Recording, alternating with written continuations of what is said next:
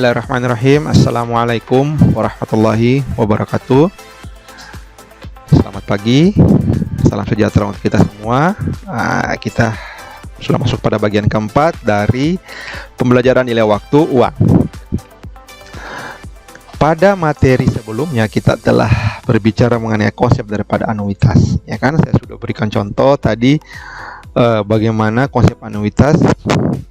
Dia berbicara ketika pembayaran di awal dan pembayaran di akhir, bagaimana kita kaitkan dengan future value dan present value. Bagaimana kalau menabung itu bagusnya di awal tahun dibandingkan dengan akhir tahun, tetapi kalau kita membeli barang bagusnya itu di akhir tahun. Oke, itu adalah konsep anuitas. Sekarang kita berbicara mengenai konsep perpetuitas dan amortisasi pinjaman. Oke.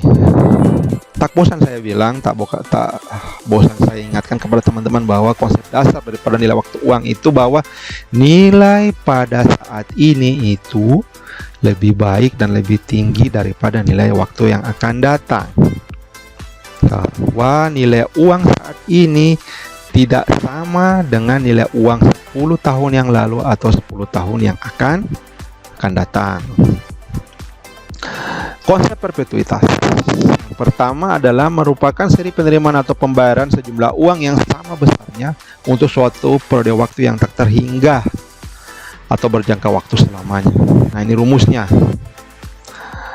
Nah, sekarang kita daripada kita susah memahami, lebih baik kita langsung ke contoh soal. Dia akan dipakai pada keadaan yang seperti apa. Ini Bapak Bambang adalah seorang dosen penulis buku. Buku tersebut diterbitkan oleh satu penerbit yang sangat terkenal. Dari penerbit menerima royalti. Teman-teman tahu royalti kan itu adalah hak kita atas sesuatu kekayaan atau barang kita yang dipakai. Dalam hal ini kan Pak Bambang menulis buku. Jadi ketika buku itu dipakai, dibeli atau dicetak lagi, maka mendapatkan royalti. Nah, royalti ini sifatnya seumur hidup. Nah, diasumsikan penerimaan uang tersebut untuk periode waktu yang tak terhingga karena buku tersebut terus diterbitkan sepanjang masa. Nah, ini kan tidak terhingga, maka kita pakai konsep perpetuity.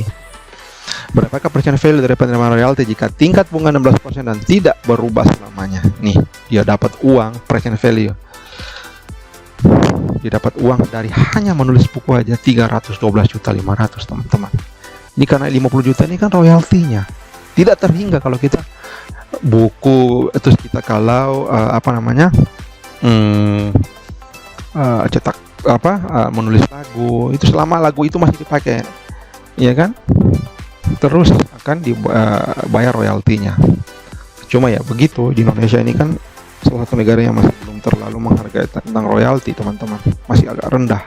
Nah, contoh kasus yang paling terbaru yaitu yang perseteruan Warkop DKI dan Warkopi itu kan kita berbicara royalti. Itu kira-kira kalau kita berbicara royalti. Oke. Yang kedua, kita berbicara amortisasi pinjaman. Ini untuk menentukan pihak pemberi pinjaman meminta pembayaran yang sama. Karena pembayaran pinjaman dilakukan dengan jumlah yang sama, maka konsepnya sekarang dari anuitas sangat cocok untuk menyelesaikan proses tersebut. Nah, ini rumusnya. Oke, langsung kita masuk ke contoh soal saja. Anggap kita meminjam uang di bank sebesar 10 juta.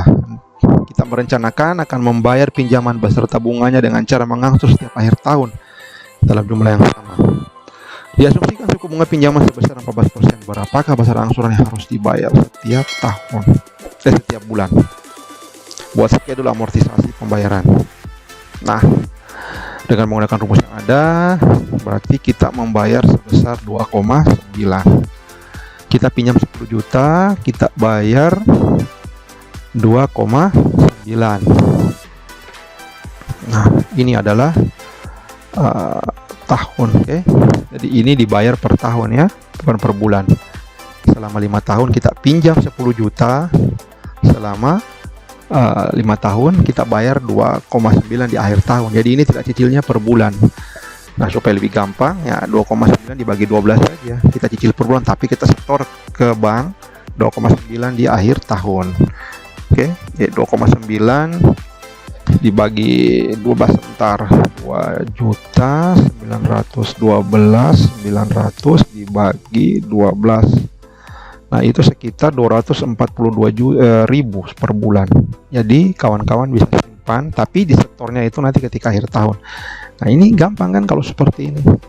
Nah, ini selisih-selisih pokok pinjaman di akhir tahun itu karena pengaruh pembulatan saja, teman-teman. Itu tidak terlalu menjadi masalah. Yang penting kita pahami konsep dan pahami skemanya ya. Oke, jadi kita berbicara hari ini tentang bagaimana kita menerima royalti, bagaimana royalti itu tak terhingga dan selama-lamanya kita akan dapat berapa uangnya, dan kemudian kita bicara amortisasi ya. Oke, kita sudah sampai pada akhir pertemuan kita kali ini. Silahkan kawan-kawan baca dan simak materi ini dari awal. Ada 4 bagian ya. Silahkan kawan berulang-ulang jika belum paham, latihan soal. Jika belum pahami lagi, kita diskusi di grup kelas. Terima kasih. Billahi taufiq wal hidayah. Wassalamualaikum warahmatullahi wabarakatuh.